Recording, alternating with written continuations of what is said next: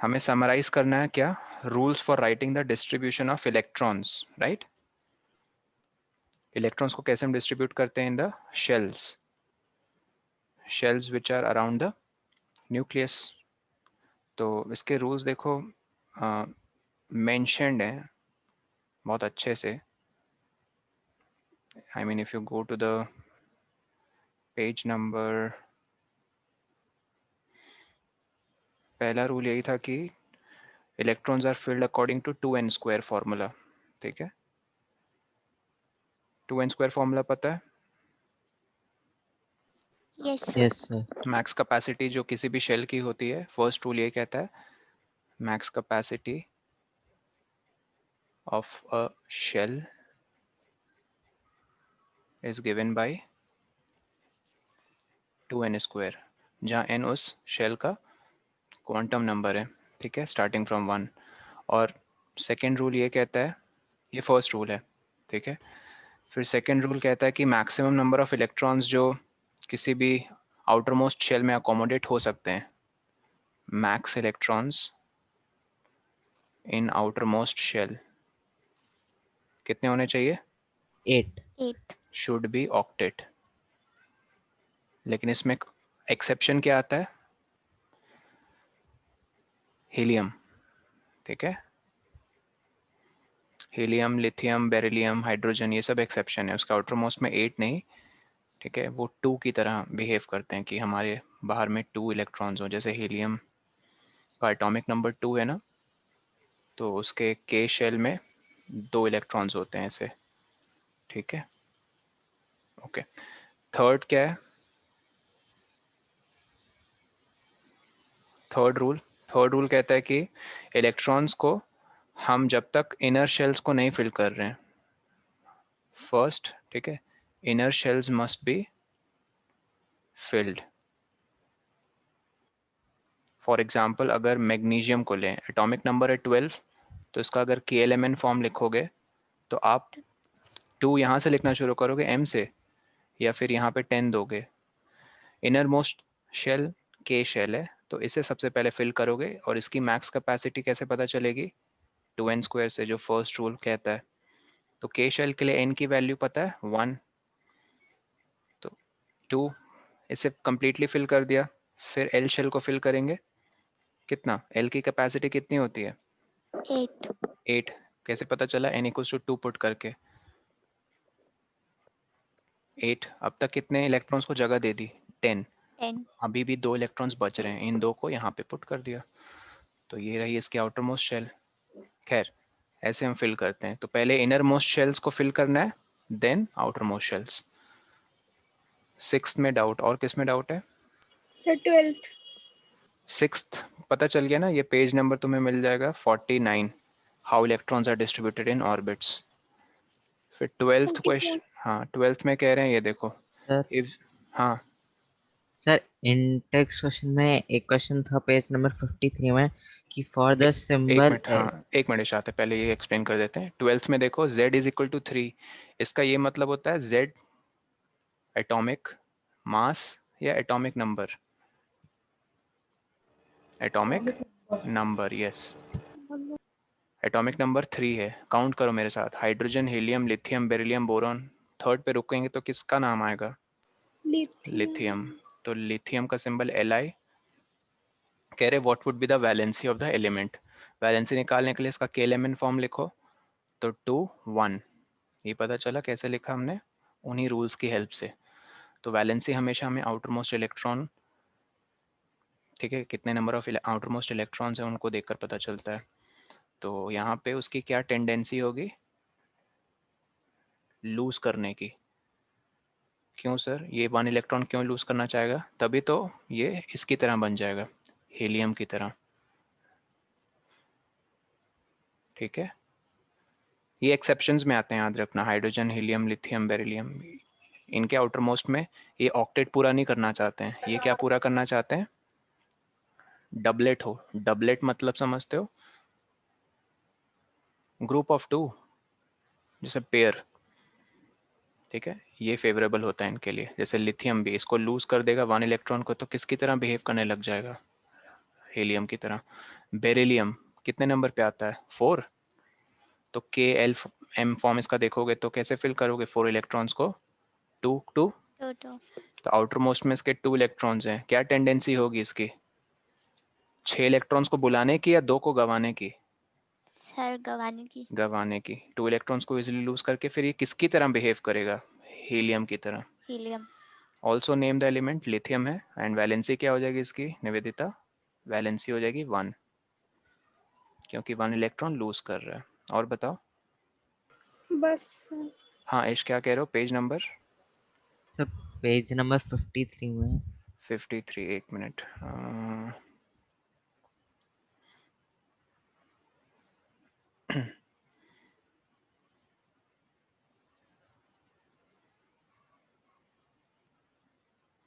हाँ बताओ। सर इसमें जो पहला क्वेश्चन है for hmm the symbol HDNT, तो सर हम्म टी किसका सिंबल होता है? ये होता है किसी को पता है टी किसका सिंबल होता है? रीड किया है? बुक में टी कहाँ मेंशन्ड है? I am asking if anyone has read the book. Tritium. Tritium. Yes, tritium. Tritium, good. और ये इस पेज में मिलेगा इश, ये देखो आइसोटोप्स। डी देखो किसका सिंबल है इश? ड्यूट्रियम, डी से। टी किसका सिंबल है? ट्रिटियम। अनफॉर्चुनेटली इन्होंने प्रोटियम का कुछ सिंबल पी नहीं दिया, ऐसा कुछ। प्रोटियम को बस H11 ही बुलाते हैं। मैं यहाँ लिख देता हूँ, समराइज कर देता हूँ, याद रखना ये इंपॉर्टेंट है। प्रोटियम को H11 लिखते हैं, ड्यूट्रियम को H21 लिखते हैं, ट्रिटियम को H31 लिखते हैं। लेकिन इन्होंने ड्यूट्रियम का भी एक दूसरा सिंबल दिया है, कैपिटल डी, और ट्रिटियम का कैपिटल टी। प्रोटियम का कुछ ऐसा नहीं दिया है, ठीक है? Okay sir. और कुछ डाउट किसी का? और कोई किसी का कोई डाउट नहीं है?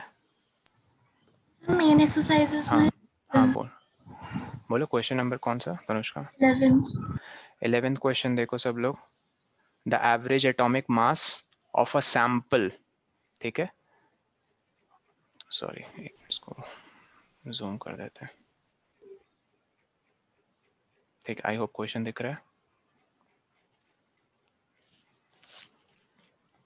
हाँ, average atomic mass of a sample of an element x. Element की आइडेंटिटी रिवील नहीं की है ना, छुपा के रखा है उसे। तो क्या इन्होंने प्रोवाइड करके रखा है क्वेश्चन में? एवरेज एटॉमिक मास, ठीक है? आई थिंक सबको पता है एवरेज एटॉमिक मास कैसे निकालते हैं, परसेंटेज इनटू उसका जो मास नंबर होता है, ठीक है, उनके जो भी आइसोटोप्स होते हैं। यहाँ पे देखो उन्होंने पूछा है कि what are the percentages of the isotope this and this. तो क्वेश्चन पढ़ के हमें क्या पता चलता है? ये जो भी एलिमेंट एक्स है इसके कितने आइसोटोप्स हैं? 1 2 3 4 5, कितने? 2, ठीक है। फर्स्ट आइसोटोप बताओ मास नंबर कितना है? 16। 16। सेकेंड का 18, ओके। तो एक minute, average atomic mass given है, ठीक। तुम मान लो तनुष्का थोड़ी देर के लिए इसका परसेंटेज है x%, ठीक है? तो इसका कितना हो जाएगा Tanushka? 100 minus x%, right? Yes sir. Average atomic mass जो कि गिवन है कितना? 16.2। क्या इक्वेशन की हेल्प से हम लिख सकते हैं 16.2 should be equal to x% of किसका? 16 प्लस 100 माइनस x% ऑफ किसका तनुष्का? 18। 18। तो इसमें तुम्हें दिख रहा होगा एक इक्वेशन है और एक अननोन है x। कैलकुलेट कर लोगे? Yes sir. ठीक है, परसेंट वैसे भी ड्रॉप करोगी तो नीचे 100 आ जाएगा। और ठीक है, क्रॉस मल्टीप्लाई अगर करोगे ना 100 तो 1620 इक्वल्स टू 16x प्लस, यहाँ डिस्ट्रीब्यूट कर रहे हैं 18 को, तो 1800 माइनस 620 कितना हो जाएगा? 180 ना?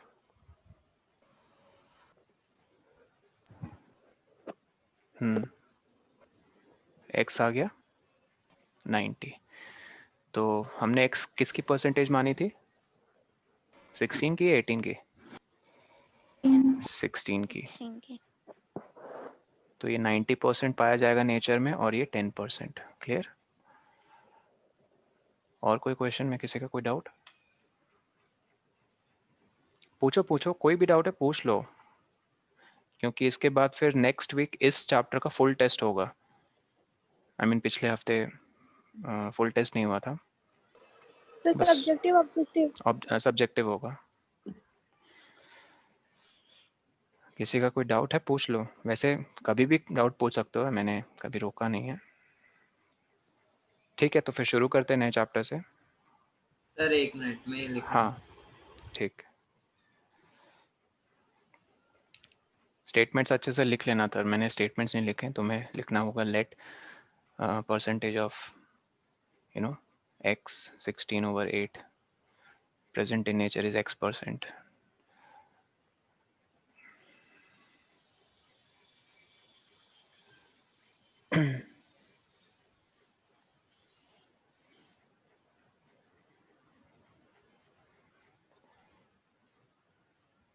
लिख लोगे बता देना, तब तक हेडिंग दो सब लोग, वर्क एनर्जी एंड पावर। ये चैप्टर किसके स्कूल में लाइक खत्म हो गया है या शुरू हो गया है? Anyone? Work energy and power sir हो गया। किसी के स्कूल में नहीं हुआ ये चैप्टर? सर हमारे नो सर। तनुष्का हो गया तुम्हारे स्कूल में कंप्लीट? सर चल रहा है। चल रहा है, ओके। बाकी लोगों के स्कूल में अर्पित कह रहा है हमारे में, मतलब चल रहा है अर्पित, राइट? तुम लोग सर रायन नहीं में हुआ ही, सर हमारे में। मानस में, ओके। बाकी सर लोग नहीं बताओ। हुआ। चिराग कभी नहीं, श्रेय तुम भी, अच्छा रायन में हो। अनन्या, सर आर्यवीर, नहीं हुआ। स्टार्ट नहीं हुआ। मुस्कान स्टार्ट हो गया, ओके ये चैप्टर। अर्पित ओके। पलक, अच्छा तुम भी रायन में हो, राइट? प्रत्युष, अनन्या, आयशा, स्कूल में हो गया ये चैप्टर या चल रहा है? हुआ। सर मेरे में नहीं हुआ सर। अच्छा अच्छा ठीक, ओके चलो heading they the, work energy and power. Alright, देखो सबसे पहले इस टर्म पे, सॉरी इसमें पावर नहीं पढ़ना है आपको, पावर, मैं पावर बोल रहा हूँ। Work energy and power class 11 में पावर कॉन्सेप्ट भी पढ़ते हो। तो शुरू करते पहले फर्स्ट वर्ड जो है इस चैप्टर का, वर्क। तो नॉर्मली हम जो वर्क के बारे समझते हैं, अंडरस्टैंडिंग जो हमारे आम भाषा में है वर्क को लेकर, वो फिजिक्स में ऐसे नहीं एप्लीकेबल है। For example let's say she work very hard for her exam, तो that effort that she is putting, I mean तभी जब कोई कह रहा है कि okay she is working hard, you cannot measure that, right? You cannot measure that numerically, कितना work hard कर रही है वो अपने एग्जाम के लिए। लेट्स से कोई एथलीट है, अपने 4 साल में ओलंपिक गेम आता रहा, तो वो बहुत प्रिपेयर करते हैं, ठीक है 4 साल में, लाइक हल्का फुल्की उनकी वार्म अप चलती रहती है, बट जैसे ओलंपिक ईयर आने वाला है तो काफ़ी इंटेंस हो जाती है उनकी तैयारी। तो ठीक है, हम कहते हैं ऑफ कोर्स वर्ल्ड के कुछ बेस्ट एथलीट्स ही compete करते हैं ओलंपिक्स के गेम में, तो ऑफ कोर्स हर एक एथलीट अपने आप में एक बहुत ही डेडिकेटेड पर्सन है, तभी वो इस मुकाम तक पहुँचे। तो अगेन इस वर्किंग हार्ड को हम डे टू डे लाइफ में लूजली यूज करते हैं, वर्क हार्ड करना, ठीक है, but physical point of view से, फिजिक्स पॉइंट ऑफ व्यू से आप नहीं कह सकते हो अच्छा दिस इज वर्क। फिजिक्स में वर्क को अलग ही एक डेफिनेशन दी गई है, okay? Like for example your body works how, your cell, है ना, इट प्रोड्यूसेस एनर्जी, सबको पता है माइटोकॉन्ड्रिया एनर्जी प्रोड्यूस करती है, right? And that energy is converted into work. How? Of course energy को स्टोर करके रखती है सेल, किस फॉर्म में? एटीपी। एटीपी का फुल फॉर्म क्या है?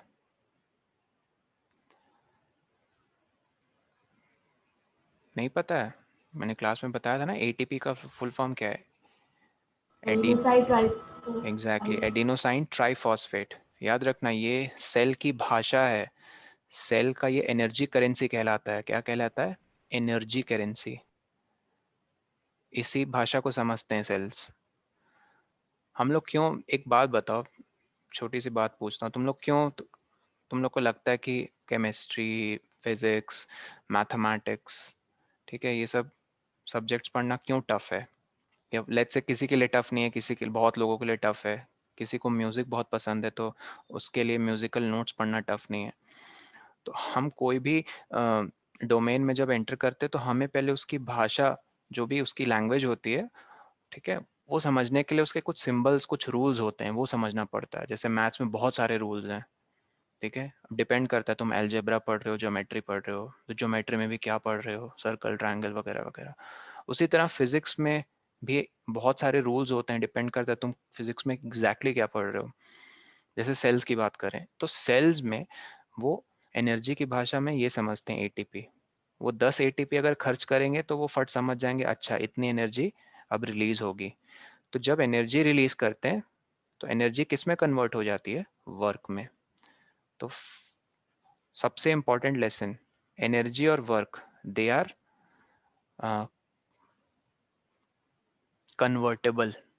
तुम एनर्जी को वर्क में कन्वर्ट कर सकते हो, वर्क को एनर्जी में कन्वर्ट कर सकते हो। एक छोटा सा एग्जांपल, जैसे रियल लाइफ में, जैसे सेल के अंदर stored energy in the form of ATP gets converted into work. Both physical quantity, energy और वर्क दोनों ही, इनके यूनिट्स सेम होते हैं, क्या है, जूल। और ये एसआई यूनिट है, याद रखना, ठीक है। इसके बारे बाद में डिटेल में और बताएंगे।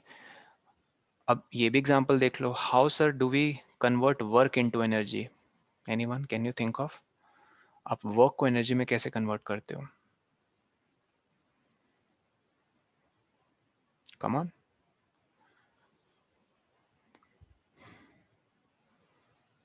जैसे फॉर एग्जांपल तुम्हारे रूम में अभी राइट नाउ सीलिंग फैन चल रहा है, तो पीछे से कौन सी एनर्जी आ रही है, इलेक्ट्रिकल एनर्जी, राइट। उस इलेक्ट्रिकल एनर्जी को फैन किस में कन्वर्ट कर रहा है, किस अदर फॉर्म में कन्वर्ट कर रहा है, बताओ।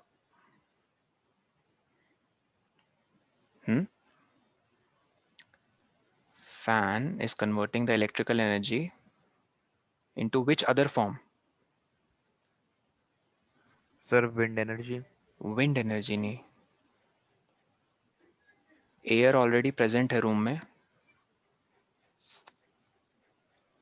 सबसे पहले वो उसे रोटेशनल एनर्जी में कन्वर्ट करता है, किस में कन्वर्ट करता है, रोटेशनल। ठीक है। Rotational energy. फिर वो रोटेशनल एनर्जी के चलते जब उसके ब्लेड्स, फैन के ब्लेड्स होते हैं, they bring the air present in your room in movement. Fan चलने से पहले और फैन चलने के बाद वही हवा थी तुम्हारे रूम में, अचानक से तुम्हें क्यों हवा लगने लग जाती है, एयर में करंट आ जाता है। करंट का मतलब होता है पार्टिकल्स की मूवमेंट। हाँ, वो पार्टिकल अगर वाटर के हैं तो हम कह देते हैं वाटर करंट। वो पार्टिकल अगर इलेक्ट्रॉन्स हैं, जो अभी अभी तुम लोगों ने पढ़ा है, तो इलेक्ट्रॉन्स की मूवमेंट को हम क्या कह देते हैं, बोलो, इलेक्ट्रिक करंट। Electric current. और एयर के पार्टिकल्स मूव कर जाए, एयर करंट, ठीक है। तो रोटेशनल एनर्जी, फिर उस रोटेशनल एनर्जी ने क्या किया, एयर करंट प्रोड्यूस कर दिया। Air current is also a form of work done, ठीक है, क्योंकि पार्टिकल्स उसके हरकत में आ जाते हैं ना, एयर के पहले उतने हरकत, आई मीन उतने अच्छे से मूव नहीं कर रहे थे, कर भी रहे थे तो, बट फैन चलने के बाद कुछ ज़्यादा मूवमेंट बढ़ जाती है। वो मूवमेंट को हम पढ़ेंगे इसी चैप्टर में, कहते हैं कि काइनेटिक एनर्जी बढ़ जाती है सर। एक एयर पार्टिकल जोर से तुम्हारी स्किन के ऊपर टकराएगा, तुम्हें फील होगा, एक पार्टिकल में तो कतई फील नहीं होने वाला, कम से कम मिलियंस ऑफ पार्टिकल्स एयर के तुम्हारे हाथ के स्किन के ऊपर टकराएंगे, तब तुम्हें फील होगा ना, हवा आई, अच्छा लगा, समझ रहे हो। तो वो क्या एनर्जी पोजेस करते हैं, काइनेटिक एनर्जी। और ये काइनेटिक एनर्जी मिली कहाँ से, मूवमेंट कैसे बढ़ गई उनकी, रोटेशनल एनर्जी। जब ब्लेड्स जो घूम रहे हैं कस के, वो उससे टकराए, एयर पार्टिकल्स टकराए, तो उनकी काइनेटिक एनर्जी बढ़ गई है। तो एक बहुत छोटा सा मैकेनिज्म, इसको इसी को समझ लिया, कन्वर्जन, इसमें बहुत सारी चीज़ें क्लियर हो गई कि इलेक्ट्रिकल एनर्जी पहले किस में कन्वर्ट हुई, रोटेशनल एनर्जी में। बट रोटेशनल एनर्जी को तुम लोग इन डेप्थ 11th में पढ़ते हो। फिर रोटेशनल एनर्जी ने क्या किया, काइनेटिक एनर्जी इंक्रीज कर दी। ये इंक्रीज का साइन है, ठीक है। किसकी काइनेटिक एनर्जी बढ़ा दी, ऑफ एयर पार्टिकल्स, राइट। चलो इसका तुम लोग बताओ, एक एलईडी बल्ब को तुमने स्विच ऑन किया, which form of energy is converted to which other form? बहुत सिंपल है, बताओ। एलईडी बल्ब ऑन किया, which form of energy gets converted to which other form?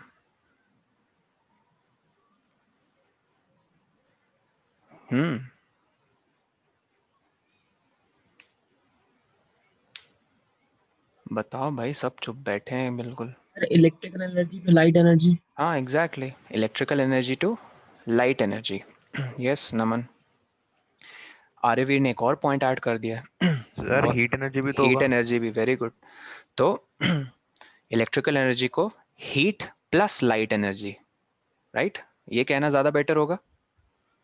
Yes sir. मैं लिख देता हूँ, एच को मैं शॉर्ट में हीट एनर्जी लिख रहा हूँ, एल प्लस हीट। सॉरी, मुझे इलेक्ट्रिकल एनर्जी लिखना चाहिए था। इलेक्ट्रिकल एनर्जी को किस में कन्वर्ट किया? लाइट में प्लस हीट, दोनों ही फॉर्म्स ऑफ एनर्जी है। हाँ, फर्क ये है कि एलईडी में हीट कम प्रोड्यूस होती है कंपेयर टू वो जो फिलामेंट वाले बल्ब्स होते हैं, ठीक है, उनमें हीट ज़्यादा प्रोड्यूस होती है। ठीक है, अब जैसे इसकी बात करें स्मार्टफोन के, फॉर एग्जांपल डेली बेसिस पे तुम लोग यूज़ करते हो, टेकन फॉर ग्रांटेड लेते हो टेक्नोलॉजी को, वो किस फॉर्म ऑफ एनर्जी को किस अदर फॉर्म में कन्वर्ट कर रही है, बताओ। उसका सोर्स क्या है, पहले ये सोचो, उसको क्या एनर्जी मिल रही है, फिर वो उसको किस दूसरे फॉर्म में कन्वर्ट कर रहा है। Electrical energy. Good, electrical energy मिल रही है, उसको किस में कन्वर्ट कर रहा है स्मार्टफोन?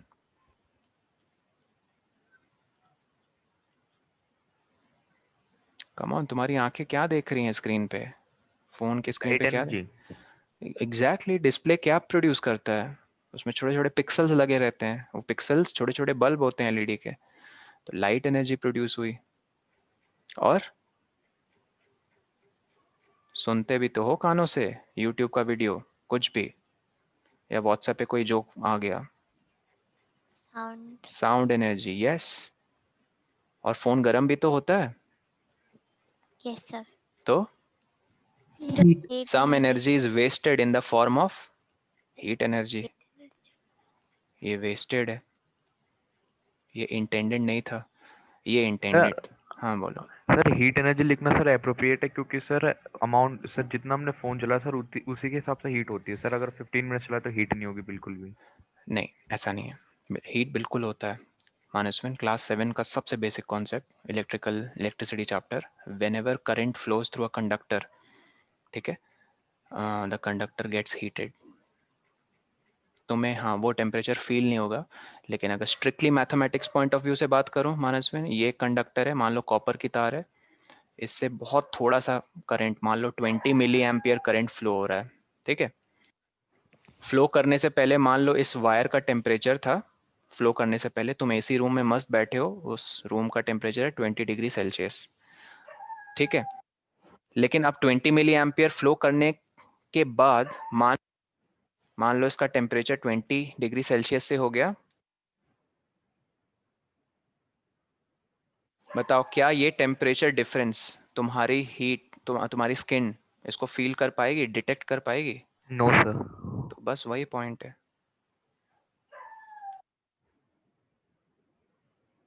ठीक है, समझे? Yes sir.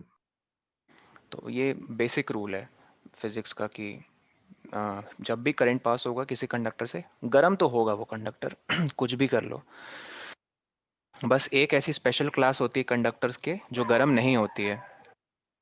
बताओ वो कौन से कंडक्टर्स होते हैं? Sir super conductors. Exactly, super conductors. हाँ, just a minute guys.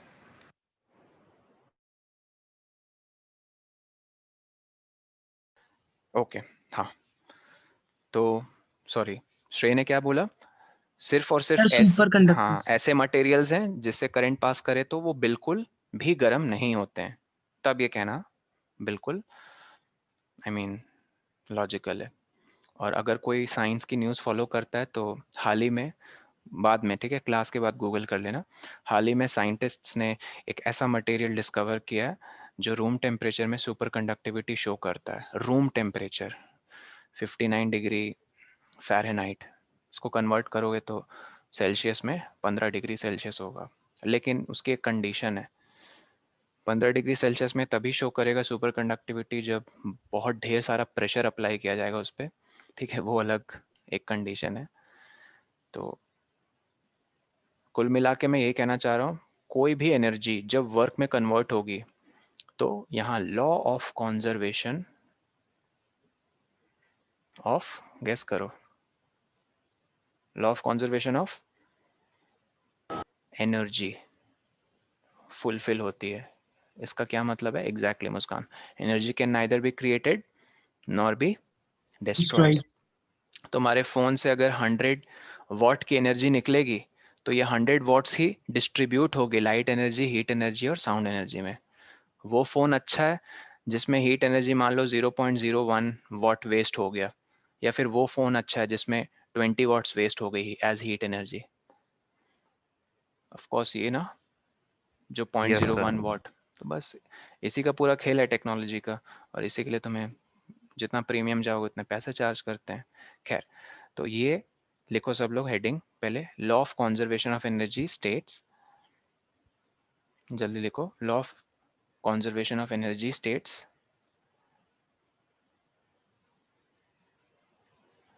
that energy can neither be created nor destroyed, full stop. Energy can neither be created nor destroyed, full stop. It only, it मतलब energy है ना, it only transforms from one form to another. Example लिखेंगे फिर, sir it only transforms from ये देखो यहाँ लिखा है Pratyush, it only transforms from one form to another.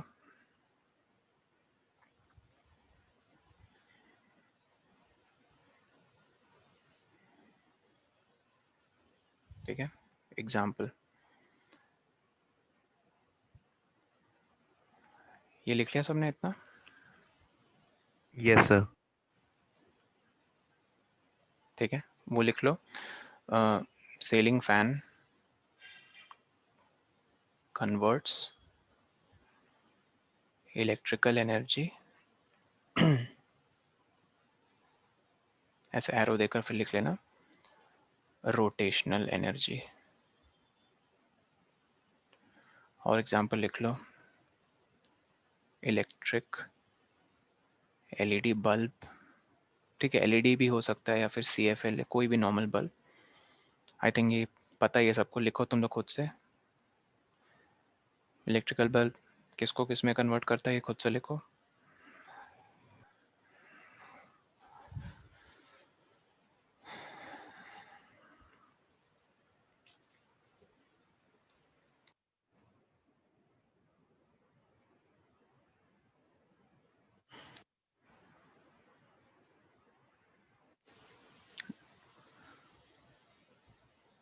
Okay done. Yes sir. Yes, sir. Let's say तुम जिम गए और आधे घंटे नहीं पूरे 1 घंटे वर्कआउट कर रहे हो, इंटेंस एकदम खतरनाक वर्कआउट, ठीक है, मतलब रुक ही नहीं रहे हो, मुश्किल से 30 सेकंड का ब्रेक ले रहे हो और सेट्स पे सेट्स मारे जा रहे हो। जैसे किसी एक पर्टिकुलर वर्कआउट के सेट्स होते हैं, एक सेट में मान लो तुमने 10 बार वो एक्सरसाइज किया, तो उसके 3 सेट 4 सेट ऐसे मार रहे हो मान लो 1 घंटे में। तो don't you feel that after that 1 hour of intense workout, will you not feel hungry? नहीं सर मुझे भूख नहीं लगेगी, कोई है ऐसा? नहीं लगेगी भूख? 1 घंटे तुम इतनी अपनी एनर्जी, ठीक है, क्या करके आए हो, वेस्ट तो नहीं बोलेंगे, पर्पसली वॉलेंटरली तुमने उस एनर्जी को स्पेंड किया है, तो क्या भूख नहीं लगेगी? सर लगेगी। ठीक है, सर लगेगी। एग्जैक्टली क्यों? बिकॉज आपके जो सेल्स ने एनर्जी स्टोर करके रखी थी इतनी सारी एटीपी के फॉर्म में, वो सब तुमने खर्च कर दी। लेकिन अगर तुम उस सिचुएशन में मान लो अपने बॉडी को खाना नहीं दोगे, फिर तुम्हारी बॉडी क्या करेगी? ढूंढ ढूंढ के फैट निकालेगी तुम्हारी बॉडी में कहाँ स्टोर्ड है। सबसे ज़्यादा फैट जैसे यूजुअली स्टमक, ठीक है, अगर बेली है तुम्हारी तो पेट निकला है तो, या पेट में मान लो चर्बी है, कहीं भी चर्बी है जैसे फैट कहते हैं, अगर तुमने खाना नहीं दिया अपनी बॉडी को तो तुम्हारी चर्बी को फिर वो यूज़ करने लग जाएगी बॉडी। किस फॉर्म में? ठीक है, किस फॉर्म में? एटीपी प्रोड्यूस करने के लिए। फिर कहते हैं ना ठीक है वेट कम हो गया, राइट? तो यहाँ पे याद रखना, ह्यूमन बॉडी को लेकर कोई तुमसे कहे या पूछे एग्जाम्पल, तो हम इनमें ना कैलोरी वर्ड यूज़ करते हैं। क्या वर्ड यूज़ करते हैं? आई थिंक सुना होगा सबने कैलोरी। कितनी कैलोरीज हैं उस let's say bar one chocolate, या फिर एक है ना वो चॉकलेट आती है कौन सी, उसका बहुत ऐड देते हैं टीवी में, ब्राउन कलर का रैपर होता है उसका, एस से नाम है, Snickers. स्नीकर्स। एग्जैक्टली, स्नीकर्स में बहुत सारी कैलोरीज होती हैं। क्यों? बिकॉज उसमें कुछ ड्राई फ्रूट्स हैं और फिर प्लस बहुत मीठी है, ठीक है। तो कैलोरीज, एक कैलोरी में आई थिंक कुछ 3.2 या समथिंग जूल्स ऑफ एनर्जी होती है। कैलोरी इसी का यूनिट है, एनर्जी का, ठीक है। तो उतनी कैलोरीज आप खर्च भी कर देते हो वर्कआउट करने में। स्टेप्स चढ़ते हो, सीढ़ियाँ चढ़ते हो, ठीक है, 20 फ्लोर आज मैं चढ़ के आई सर, क्योंकि लिफ्ट बंद था। तो ठीक है, तुमने अपनी कैलोरीज बर्न कर दी, मतलब एनर्जी क्या बर्न कर दी, डिस्ट्रॉय कर दी नहीं, वो एनर्जी कन्वर्ट हुई। कौन बताएगा? सीढ़ी चल कर आए या वर्कआउट किया 1 घंटे, बताओ वो स्टोर्ड एनर्जी किस दूसरे फॉर्म में यूज हुई? कौन बताएगा मुझे? सोचो जरा। अपने बॉडी का कोई भी मसल यूज करते हो, फिजिकल एनर्जी या फिजिकल मस्कुलर, एनर्जी ऐसा कुछ होता है, मस्कुलर। मस्कुलर एनर्जी, गुड, ठीक है, मसल्स का काम लेते हो, राइट? तो मस्कुलर एनर्जी, फिर उस मस्कुलर एनर्जी को फर्दर अगर आगे ले जाओ तो तुम काइनेटिक एनर्जी में यूज करते हो, क्योंकि तुम मूव कर रहे हो। जहां मूवमेंट होगी, ये वर्ड बार बार सुनोगे मेरे मुंह से इस पूरे चैप्टर में, काइनेटिक एनर्जी। काइनेटिक एनर्जी मतलब मूवमेंट के साथ ये रिलेटेड है। और सर अगर हीट एनर्जी भी होगी ना? हीट एनर्जी भी होगी, very good, K is equal to half mv², ठीक है। ये फॉर्मूला है, हाफ इंटू हाफ, वो कांस्टेंट है, m स्मॉल m मास को रिप्रेजेंट करता है बॉडी के, और स्मॉल v क्या रिप्रेजेंट करता है? वेलोसिटी, ठीक है। तुम बैठे हुए थे तो तुम्हारी बॉडी की एनर्जी काइनेटिक एनर्जी में बिल्कुल यूज़ नहीं हो रही थी। हाँ, दूसरे कामों में हो रही थी, तुम्हारे दिल को धड़काने के लिए, ब्रेन्स में जितने भी केमिकल रिएक्शंस हो रहे हैं उनको इनिशिएट करने के लिए, बॉडी में मेटाबॉलिज्म हमेशा चल रहा है, क्योंकि सेल्स है ना, तुम्हारी बॉडी सेल से बनी है, राइट? और cell is a living entity, cells भी अपने जो काम करते हैं उसके लिए भी उनको एनर्जी चाहिए। तो ये मिनिमम अमाउंट ऑफ एनर्जी तो हमेशा यूज़ करती रहेगी, लेकिन तुम जैसे कुछ हरकतें करते हो तो एनर्जी डिमांड बढ़ जाती है, ठीक। ये बताओ क्यों तुम्हारी बॉडी हीट अप हो जाएगी जब तुम कोई वर्कआउट करते हो, या फिर लेट्स से स्टेप्स चढ़ते हो या मूवमेंट करते हो? व्हाट डू थिंक, क्यों गर्म हो जाती है बॉडी तुम्हारी? सर सर क्योंकि हम जिस चीज़ की वेस्ट हो रही एक्सरसाइज है। करते हैं सर, वहाँ पर हमें ब्लड की रिक्वायरमेंट ज़्यादा हो जाती है सर, उसकी वजह से अंदर सर बोलो, वो गुड फ्रिक्शन गुड। होता है ना सर, उसकी हाँ वजह से बोलो, हमारा हीट हो किसका जाती है सर। फ्रिक्शन होता है? सर वो ब्लड और सर वेसल्स के अंदर। Good, very good. वेसल्स एक पाइप है, वेसल्स पढ़े होंगे सबने, आर्टरी, वेन्स और कैपिलरीज, 3 वेसल्स। अंदर से ब्लड जब फ्लो करेगा तो क्या वो अंदर के इनर वॉल्स के साथ फ्रिक्शन महसूस नहीं करेगा? बिल्कुल करेगा। तो ब्लड फ्लो भी एक रीज़न है, पता, याद रखना, तुम्हारे बॉडी टेम्परेचर को मेंटेन करने के लिए, ठीक है। हाँ, ऑफ कोर्स, वर्कआउट करने से वो ब्लड फ्लो बढ़ जाता है तो तुम्हारी बॉडी की जो नॉर्मल टेम्परेचर है उससे ज़्यादा बॉडी का टेम्परेचर चला जाता है। तो हम कहते हैं अच्छा हीट एनर्जी में वेस्ट हो गया, बट हुआ नहीं, वो फ्रिक्शन के चलते वेस्ट हो रही है एनर्जी। मतलब ब्लड के पास काइनेटिक एनर्जी है, चल बहुत ज़ोर से बह रहे हैं, फ्लो कर रहे हैं, बट फ्रिक्शन के चलते कुछ वेस्ट हो जाती है, वो फ्रिक्शन हीट के फॉर्म में निकल जाती है, ठीक। तो ये एकदम टेक्निकल भाषा में हम लोग सीख रहे हैं वर्क का एक्चुअली मतलब क्या होता है, बट डे टू डे भाषा में जैसे let's say you're singing, reading, writing, thinking, playing. Of course this is also physical work, but not physical physics point of view से कोई ये वर्क नहीं है अनलेस तुम उसमें फिजिकल क्वांटिटीज लेकर आओ। जैसे अब मैं फिजिकल क्वांटिटीज लेकर आया, कैसी? मस्कुलर एनर्जी, ठीक है, और एटीपी, ये सब फिजिकल टर्म्स है ना, बायोलॉजिकल टर्म्स हैं। ये सब जब तक लेकर नहीं आओगे तो आप इसको रिलेट नहीं कर पाओगे। ओके नेक्स्ट, लिखो फिर वर्क सब हेडिंग और ये डेफिनेशन लिखो। Work is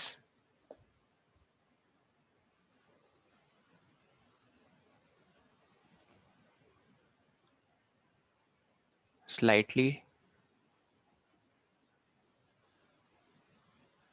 differently defined in physics.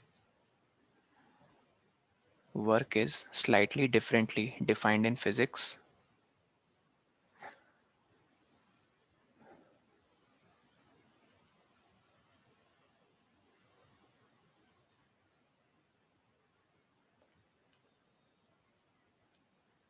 Okay. फिर फुल स्टॉप के बाद लिखो वर्क इज डिफाइंड एज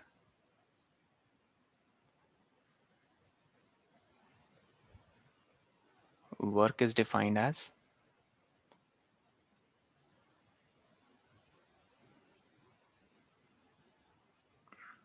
एक minute,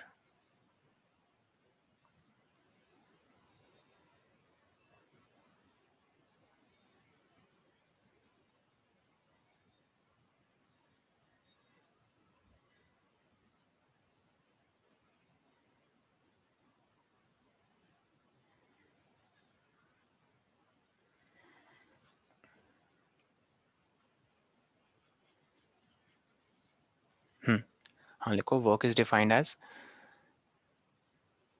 the product of displacement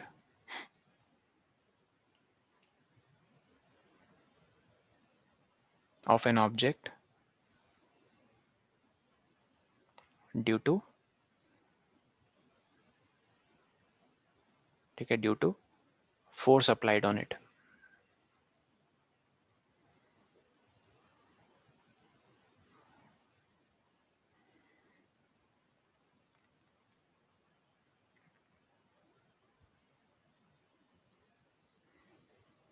लिख लिया? Yes sir. ओके, अब लिखो इसकी equation W is equal to F S या एफ इंटू एस लिख लो, एफ डी भी लिख सकते हो, डी लिख लो, ठीक है। डी का मतलब यहाँ एक एक वर्ड का मतलब लिखेंगे। W का मतलब वर्क डन, ब्रैकेट में ये याद से लिखना जूल्स। एफ का मतलब फोर्स, ऐसा यूनिट्स क्या है फोर्स के? स्मॉल डी मतलब डिस्प्लेसमेंट। बताओ डिस्प्लेसमेंट और फोर्स के ऐसा यूनिट्स क्या है?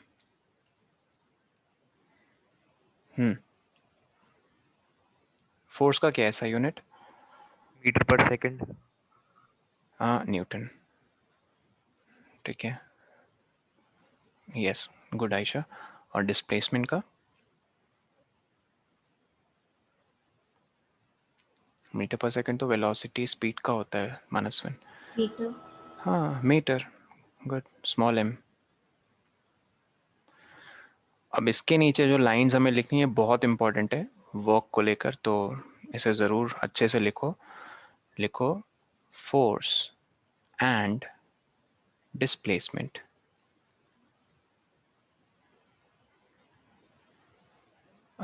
इससे पहले प्लीज बोथ लिख लेना, ठीक है। Both force and displacement are vector quantities.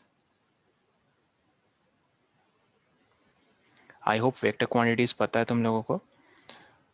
वो क्वांटिटीज जो, ठीक है, मैग्नीट्यूड और डायरेक्शन दोनों पोजेस करते हैं, है ना। जैसे प्रेशर, फोर्स, डिस्प्लेसमेंट, ये सारे वेक्टर क्वांटिटीज हैं, इनके पास डायरेक्शन है। ओके, एक बॉल जो मूव कर रही है उसके पास वेलोसिटी भी है, स्पीड भी है, लेकिन अगर तुम वेलोसिटी बात करते हो तो तुम्हें ये बताना होगा कि वो बॉल किस डायरेक्शन में भी मूव कर रहा है अलोंग विद द स्पीड। तो वेलोसिटी एक वेक्टर क्वांटिटी है, तो ये वेक्टर क्वांटिटी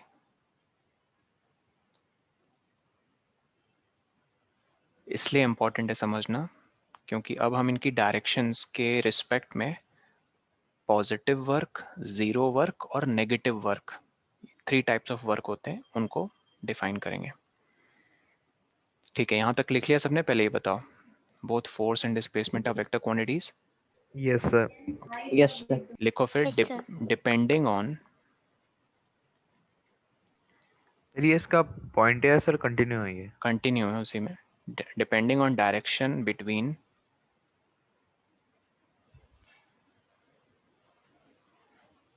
सॉरी डायरेक्शन के बाद एक और चीज लिख लेना, depending on direction and angle made between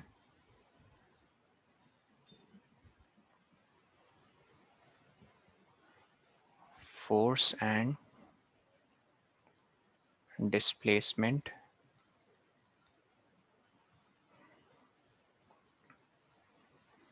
comma work can be positive comma 0 or negative।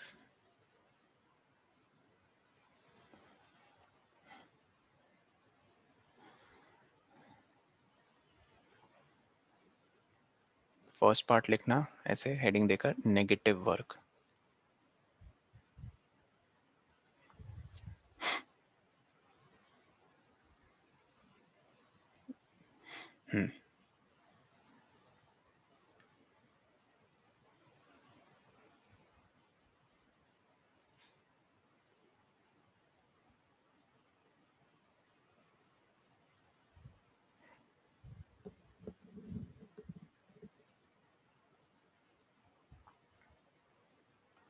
यहाँ तक लिख के रेडी हो तो बता देना मुझे, ठीक है? रेडी है। ओके, प्रत्युष रेडी है? डन। डन। ओके ठीक है, पहले समझ लेते हैं फिर हम लिखते हैं इसको। नेगेटिव वर्क, फिर सेकंड में लिखेंगे जीरो वर्क, और थर्ड केस में लिखेंगे पॉजिटिव वर्क। ठीक है, बहुत इजी है समझना, बट ध्यान देना तभी समझ में आएगा, वरना नहीं। पूरा खेल इनके डायरेक्शंस के बीच में, किनके?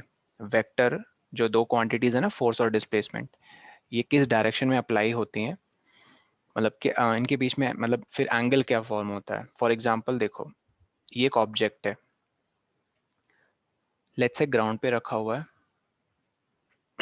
Okay, and you lifted this object simply. मेरा फोन है, डेस्क पे रखा है, मैंने फोन को ऊपर की तरफ उठाया। while I am picking this object up, तो क्या मैं इस पे एक फोर्स एक्सटर्नल ऊपर के डायरेक्शन में अप्लाई नहीं कर रहा हूँ, तभी तो फोन ऊपर जा रहा है।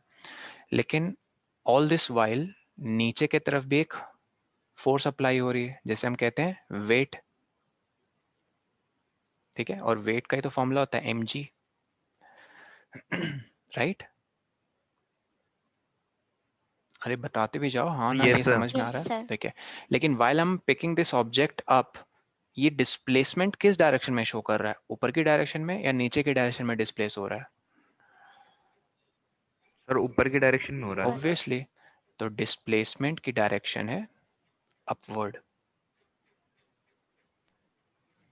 तो अगर कोई तुमसे पूछे कि इनके बीच में जो एंगल्स फॉर्म हो रहा है, सर ये force which is due to gravity, और यू कैन से वेट, मैं वेट लिखता हूं, एंड दिस डिस्प्लेसमेंट, क्या ये दोनों वेक्टर क्वांटिटीज ऑपोजिट डायरेक्शन में नहीं है एक दूसरे के? एक डाउनवर्ड एक अपवर्ड है, ठीक है? Yes, तो sir. जब भी ऑपोजिट डायरेक्शन होता है किनके बीच में? Force acting on the body and the displacement of the object. तो याद रखना, दो ही चीजें हैं, मैं बार बार बोल रहा हूँ, ये force applied on the body and displacement. जब भी इनके बीच में ऑपोजिट डायरेक्शन होगा तो नेगेटिव वर्क डन होगा। लेकिन कोई कह सकता है सर फोर्स अप्लाइड तो ये है, ऑफ कोर्स फोर्स अप्लाइड ये है, लेकिन मैं इस फोर्स के कंपैरिजन में डिस्प्लेसमेंट को नहीं कंपेयर कर रहा हूँ। हाँ, लेकिन अगर तुम इस एक्सटर्नल फोर्स को डिस्प्लेसमेंट के साथ कंपेयर करोगे तो इनकी डायरेक्शन सेम है, तब पॉजिटिव वर्क है। लेकिन अगर तुम वेट ऑफ ऑब्जेक्ट और displacement of object while it is being lifted, ठीक है, ये मत बोल देना कि while it is falling freely, freely falling object तो सबको पता है, डिस्प्लेसमेंट भी नीचे हो रही है और वेट भी उसका नीचे है, तो ऑब्वियसली फोर्स और डिस्प्लेसमेंट सेम डायरेक्शन में, this is not negative work. So negative work में ऑपोजिट डायरेक्शंस में होते हैं दोनों। कौन? फोर्स और डिस्प्लेसमेंट।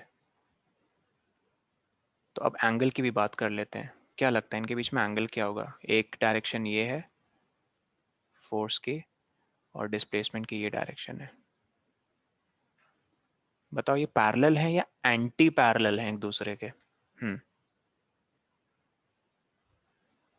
क्या वर्ड ज्यादा सूटेबल लग रहा है? इनके एरो हेड्स देखो, arrow heads, displacement of force. Sir anti parallel है क्योंकि सर इनके एंटी दोनों के पैरेलल, हेड्स अलग अलग है। एग्जैक्ट, अलग अलग नहीं, कंप्लीटली ऑपोजिट डायरेक्शन में। यस, तो जब भी एंटी पैरेलल डायरेक्शन होती है इनके बीच में एंगल 180 डिग्री होता है। मैं फिर से रिपीट कर रहा हूँ, पैरेलल लाइन सबने पढ़ी होगी, लेकिन यहाँ मैं लाइन नहीं बना रहा हूँ, यहाँ मैं वेक्टर्स बना रहा हूँ। सपोज ये वेक्टर है ए, ये वेक्टर है बी, ऐसे नाम दे दिया मैंने ए बी। दोनों के एरोज को देखकर यही पता चल रहा है ओके सेम डायरेक्शन में है सर, और पैरेलल भी है जैसा कि डायग्राम बनाया, सेम डायरेक्शन में है पैरेलल, तो एंगल कितना होगा इनके बीच में? 0 डिग्री। लेकिन अगर वेक्टर्स ऐसे हैं, एक मान लो वेक्टर सी इस डायरेक्शन में और vector D completely opposite direction में, लेकिन फिर भी पैरेलल है, तो इस सिचुएशन में कहते हैं they are not parallel vectors, they are anti parallel vectors, and therefore the angle between them is not 0, it is 180 degree. Okay, so negative work में हमने क्या सीखा? The force and the displacement are anti-parallel to each other. सीधी सी बात, मैं ये नहीं कह रहा हूँ कि they are opposite, ये भी कह सकते हो तुम लोग, they are opposite in direction to each other, but मैं anti-parallel word use कर रहा हूँ। तो anti-parallel से क्या चीज क्लियर होती है? एंगल, ठीक है। एंटी-पैरेलल वेक्टर्स हैं, कौन? फोर्स और डिस्प्लेसमेंट, तो therefore angle between force and displacement कितना होगा? 0 या 180? सर 180।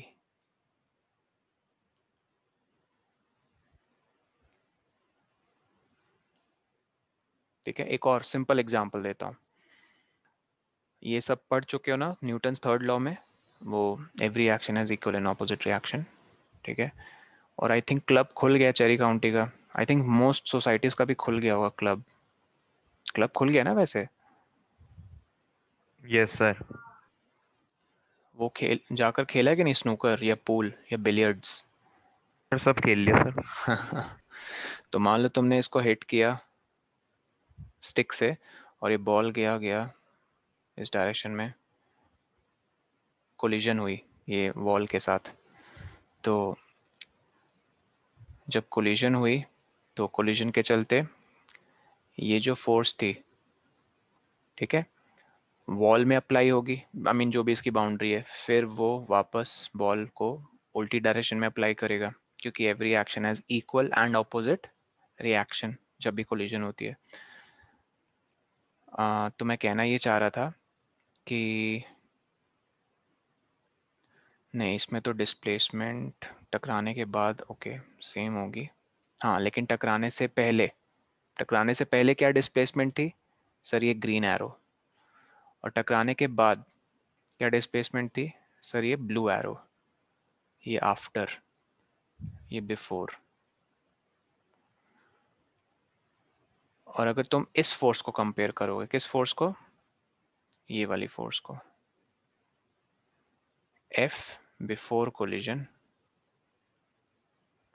एक मिनट, फोर्स नहीं है, सो सॉरी, फोर्स नहीं है। फोर्स तो तब अप्लाई होती है, हाँ सबसे पहले ये पॉइंट तुम लोग को लिखवाना पड़ेगा। फोर्स पता कब अप्लाई होती है?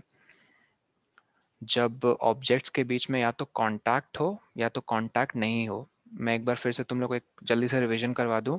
8th क्लास में याद करो, वो चैप्टर था जिसमें तुम लोगों ने कांटेक्ट फोर्स और नॉन कांटेक्ट फोर्सेस पढ़े होंगे। एग्जाम्पल से याद करने की कोशिश करो। Gravitational force, magnetic force, electrostatic force, ये कांटेक्ट फोर्स के एग्जाम्पल थे या नॉन कांटेक्ट फोर्स के एग्जाम्पल थे? Come on, Contact. गुड। और कांटेक्ट फोर्स के क्या एग्जाम्पल थे? Can anyone tell me? muscular force, good. और एक था एग्जाम्पल, याद करो। Frictional. फ्रिक्शनल फोर्स, जब ऑब्जेक्ट किसी दूसरे ग्राउंड या किसी बॉडी के साथ कांटेक्ट में रहता है तभी फ्रिक्शन पिक्चर में आती है। ठीक है, कांटेक्ट फोर्स में फ्रिक्शनल फोर्स, और क्या था? Muscular force.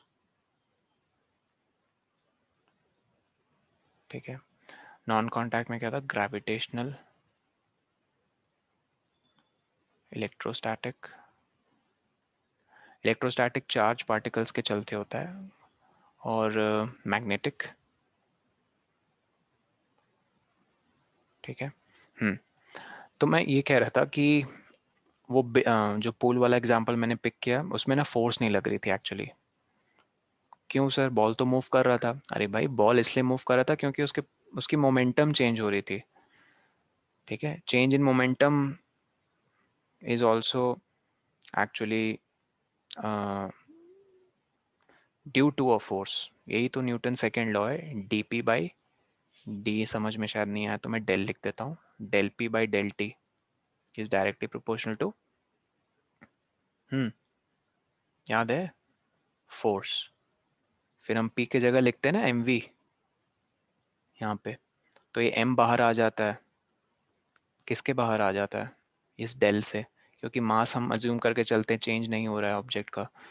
तो फिर m del v by del t, है ना। न्यूमरेटर में क्या? Change in velocity by change in time, इसको एक्सेलरेशन बोलते हैं। आई थिंक ये चीज़ें याद आ रही होंगी। फिर हम इस प्रोपोर्शनैलिटी को हटाने के लिए k लेकर आते हैं, फिर उस k को 1 कर देते हैं, तो फाइनली फॉर्मूला क्या आ जाता है? जब k इक्वल्स टू 1 तो f इक्वल्स टू m है। ऐसे प्रूव करते हैं। तो चलते हुए बॉल के पास फोर्स नहीं है, उसकी मोमेंटम जो चेंज हो रही है ना, ठीक है, वो मोमेंटम इसलिए चेंज हो रही है क्योंकि अगेन वो कांटेक्ट में है। तो फ्रिक्शनल फोर्स, सो सॉरी इसको मैं इरेज क्यों कर रहा हूँ, हाँ। तो कांटेक्ट में जब चल रही है ऑब्जेक्ट किसी के साथ, तो फ्रिक्शनल फोर्स के रूप में उसकी मोमेंटम घट रही है। ठीक है, आई मीन उसकी खुद की फोर्स नहीं है frictional force. I hope you are understanding this. ठीक है, खुद की फोर्स होती तो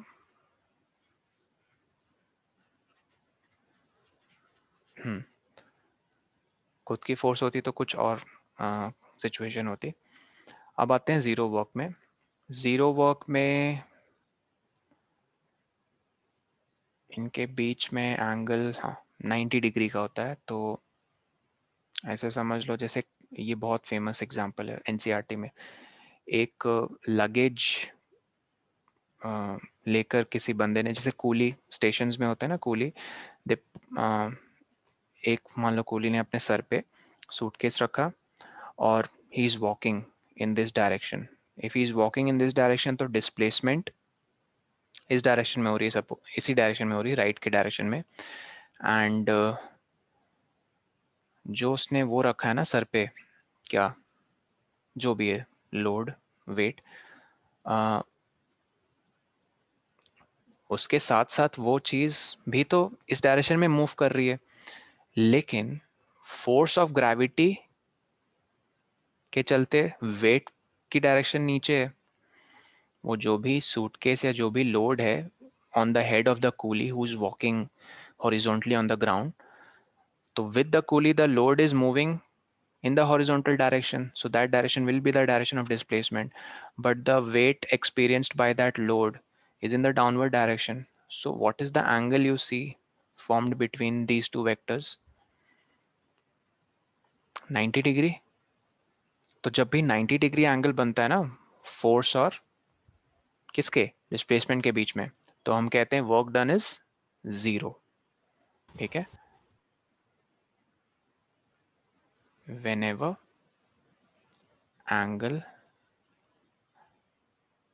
between force and, ये लिखना आप शुरू कर लो, and displacement is 90 degree, work done is 0।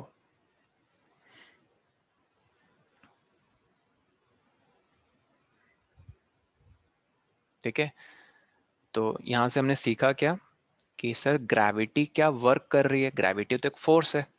ठीक है, ग्रेविटी क्या वर्क कर रही है इस लोड पे जो कूली ने अपने सर के ऊपर रखा हुआ है, and he is walking horizontally on the ground. So sorry, वो ग्रेविटी कोई वर्क नहीं कर रही है। क्यों सर? क्योंकि ग्रेविटी जो कि फोर्स है, उस फोर्स और उस डिस्प्लेसमेंट ऑफ ऑब्जेक्ट के बीच में एंगल कितना है, 90 डिग्री। तो when ever angle is 90 degree the work done is 0। ये मैं नेक्स्ट क्लास में कैलकुलेशन बताऊंगा कैसे एक्चुअली वर्क 0 आता है और कैसे ये नेगेटिव आता है। लास्ट ये लिख लो गाइस, पॉजिटिव वर्क। अभी के लिए बस ऐसे लिख लो, angle between force applied on object and displacement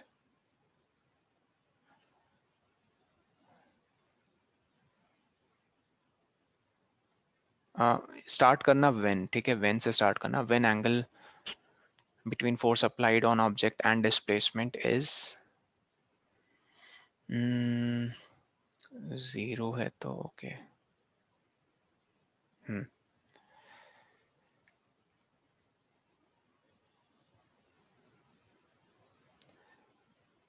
is an acute angle, ठीक है, including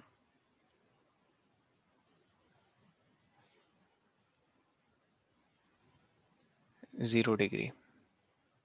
ठीक है, अक्यूट एंगल में 0 डिग्री इंक्लूडेड नहीं होता है, आई थिंक सबको पता होना चाहिए। अक्यूट एंगल वो एंगल होता है जिसकी वैल्यू 0 और 90 के बीच में होती है। ठीक है, तो कोई तुमसे कहे कि 90 डिग्री अक्यूट एंगल है, सो सॉरी, 90 डिग्री का नाम है राइट एंगल। 0 डिग्री क्या ये अक्यूट एंगल है? नहीं, 0 डिग्री को क्या कहते हैं, जीरो एंगल।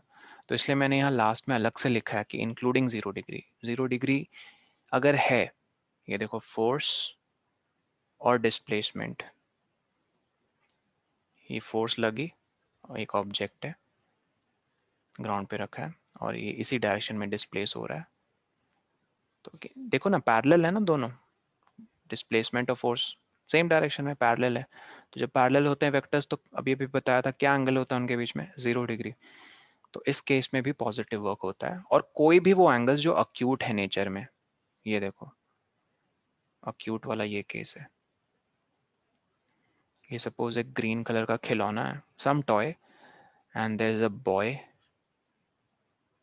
वो इस टॉय को ना, एक स्ट्रिंग अटैच्ड है उस टॉय के साथ, वो उसको ऐसे खींच रहा है, मतलब हवा में उठाने के लिए नहीं, he is just dragging that object along the ground. बच्चे नहीं होते जैसे छोटे से खिलौने होते हैं, धागा बांध दिया गाड़ी पे और चले जा रहे हैं।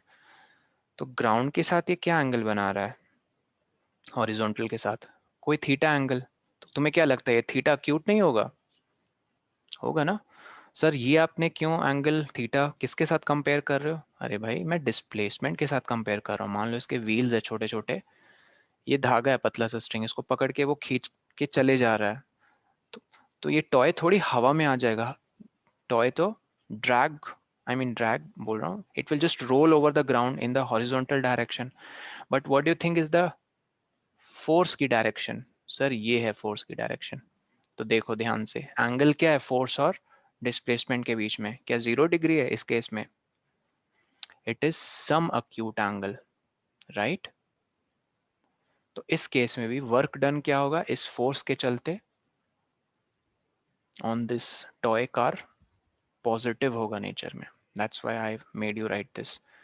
कोई अक्यूट एंगल हो या 0 डिग्री, तब पॉजिटिव वर्क लिख लिया सबने, पॉजिटिव 0 और नेगेटिव वर्क।